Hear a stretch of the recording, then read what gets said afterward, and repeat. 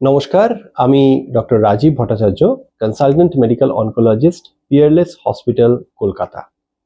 Cancer, এই cancer শব্দটার সাথে আপনারা সকলেই ওয়াকিবহাল, কিন্তু এই ক্যান্সার আসলে কি সেটা কি আপনারা জানেন? ক্যান্সার কিন্তু আমাদের শরীরেরই একটা অংশ যখন একটু বেয়ারা ধরনের হয়ে যায়, যখন একটু দুষ্টু হয়ে যায়, একটু খারাপ হয়ে যায়, তখন সেই কোষগুলি আস্তে আস্তে ক্যান্সারের দিকে টার্ন নিতে পারে।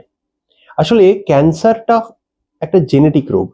আমাদের শরীরে কোষ আছে, সেলস, এবং তার মধ্যে যে ইনফরমেশনটা রয়েছে সেটা থ্রু জিনস আমরা জানি, এবং সেই জিনগুলো রয়েছে ডিএনএ এর মধ্যে। যখন এই ডিএনএ গুলো কোনোভাবে ড্যামেজ হয় এবং সেগুলো ঠিকঠাক করে রিপেয়ার হয় না, তখন কিছু পার্মানেন্ট জেনেটিক ড্যামেজ হয়ে যায়, অর্থাৎ যে কোষের ভেতরের যে জিনসগুলো রয়েছে সেগুলো নষ্ট হয়ে যায়।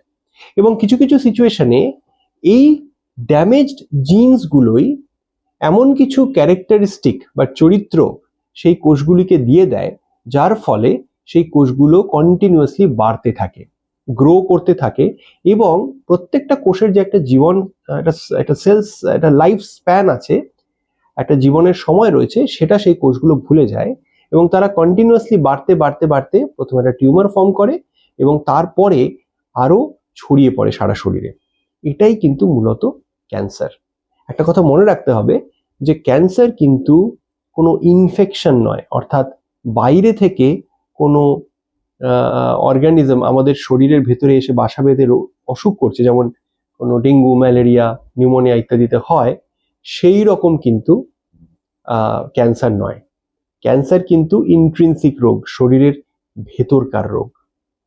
তো আমি আপনাদেরকে এই কথাও বলতে চাই যে ক্যান্সার কিন্তু কোনো রকমের ছোঁয়াচে রোগ নয়।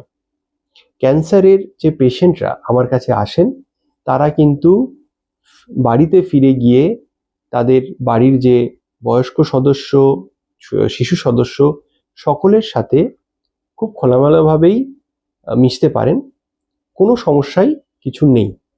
কাজেই এই ভুল ধারণাটায় কখনোই বিশ্বাস করবেন না যে ক্যান্সার থেকে, একজন ক্যান্সার পেশেন্ট থেকে আপনার ক্যান্সার হয়ে যেতে পারে বা বাড়ির ছোট বাচ্চাদের কোনো রকম ক্ষতি হতে পারে।